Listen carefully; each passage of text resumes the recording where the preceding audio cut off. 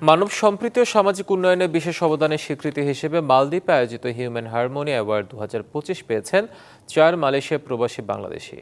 রাজধানী মালের villa international college অডিটোরিয়ামে এশিয়ান বিজনেস পার্টনারশিপ সামিট আয়োজিত কনফারেন্সে তাদের হাতে পুরস্কার তুলে দেওয়া হয়। হিউম্যান হারমোনি কনফারেন্স ও অ্যাওয়ার্ড 2025-এর আয়োজন। এবারের আসরে বাংলাদেশ সহ 8টি দেশের মোট 40 বিশিষ্ট ব্যক্তিত্বকে সম্মাননা প্রদান করা হয়। পুরস্কারপ্রাপ্ত মালয়েশিয়া প্রবাসী বাংলাদেশিরা হলেন এনটিভির স্টাফ করেসপন্ডেন্ট ও মালয়েশিয়া বাংলাদেশ কমিউনিটি প্রেস ক্লাবের সহসভাপতি কাইসার হামিদ হান্নান, বাংলা প্রেস ক্লাবের আহ্বায়ক কমিটির সদস্য ও ডিবিসি নিউজ ও কালের কণ্ঠের মালয়েশিয়া প্রতিনিধি মোহাম্মদ আলী। আমরা চাচ্ছি মানব সভ্যতা এবং মানব সম্প্রীতির উন্নয়ন।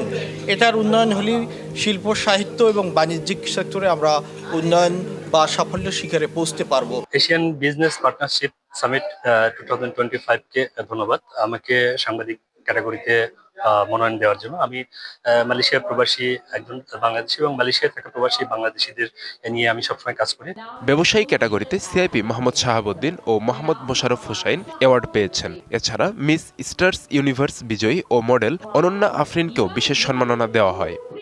আমি এবং মোশাররফ ভাই দুজনে অ্যাওয়ার্ডে ভূষিত পেয়েছি। এতে আমরা অত্যন্ত আনন্দিত এবং আমি আয়োজক কমিটিকে আমার ব্যক্তিগত পক্ষ থেকে এবং মালয়েশিয়া ব্যবসা কমিউনিটির পক্ষ থেকে এবং বাংলাদেশিদের পক্ষ থেকে আমি ধন্যবাদ জানাচ্ছি।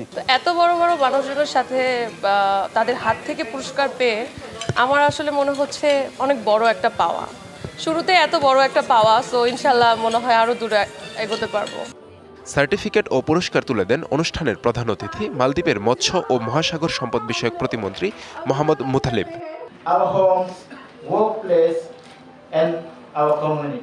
মানব সম্প্রীতি, শিক্ষা, স্বাস্থ্য, পর্যটন ও বাণিজ্য এই 5টি খাতেই টেকসই উন্নয়নের মূল স্তম্ভ।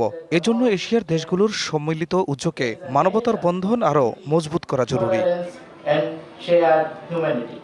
অনুষ্ঠানে বিশেষ অতিথি ছিলেন দেশটির উপমন্ত্রী আহমেদ সাইদ মুস্তাফা, হুসাইন নিহাদ, আব্দুল জলিল ইসমাইল এবং সাবেক পর্যটন মন্ত্রী আনন্দ প্রসাদ পোখারাল। সভাপতিত্ব করেন এশিয়ান বিজনেস পার্টনারশিপ সামিটের নির্বাহী পরিচালক গোলাম ফারুক মজনু।